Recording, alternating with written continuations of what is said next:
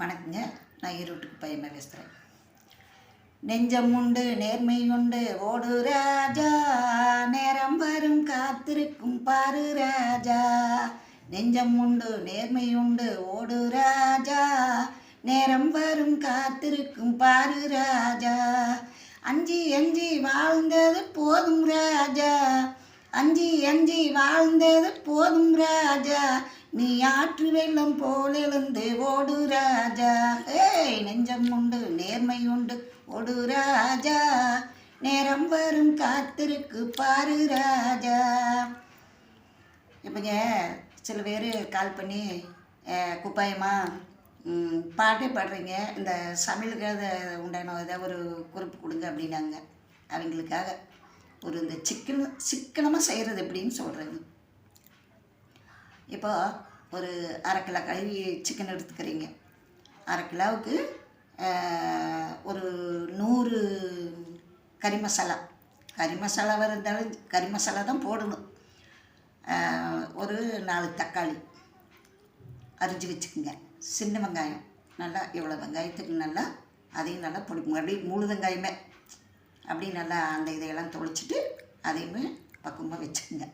வரமிளகா ஒரு 10 காய் வரமிளகா, அதையுமே உங்கள் காரத்துக்கு தகுந்த மாதிரி வச்சுக்கோங்களேன்.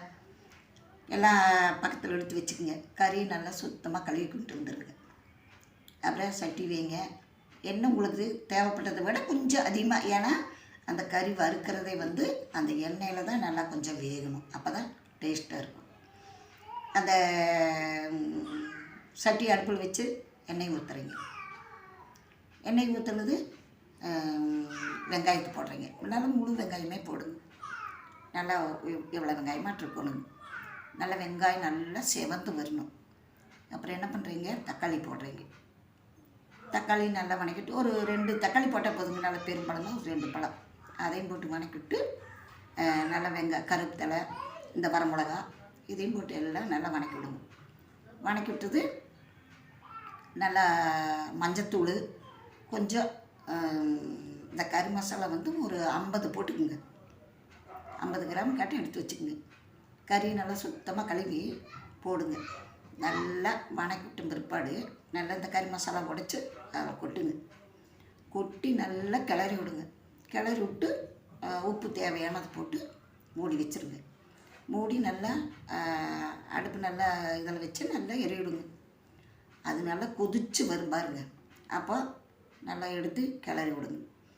நல்லா சுற்றி நல்லா கிளறி விட்டு இறக்கி வச்சிங்கன்னா அப்படியே கமன்னு வரும் பாடுங்க வாடை.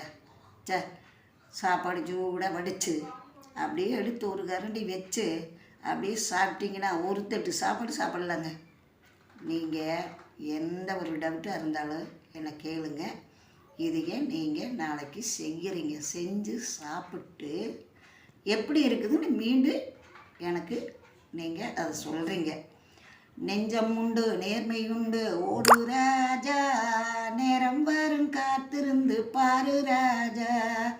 அஞ்சி அஞ்சி வாழ்ந்தது போதும் ராஜா, அஞ்சி அஞ்சி வாழ்ந்தது போதும் ராஜா.